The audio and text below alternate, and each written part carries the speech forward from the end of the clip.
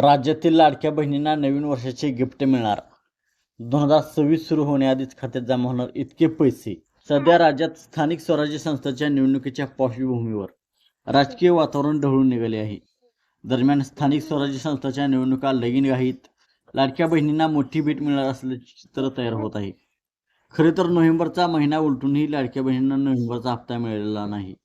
गेल्या महिन्यात लाडक्या बहिणीने ऑक्टोबरच्या हप्त्याचे पैसे मिळाले, पण नोव्हेंबरच्या हप्त्याचे पैसे मिळाले नाहीत. यामुळे राज्यातील लाखो लाभार्थी महिला आपल्या हक्काच्या सन्मान निधीची प्रतीक्षा करत आहेत. दर महिन्याला मिळणारा 1500 रुपयाचा हप्ता नोव्हेंबर महिन्यात जमा न झाल्याने अनेक बहिणी थोड्या चिंतित आहेत.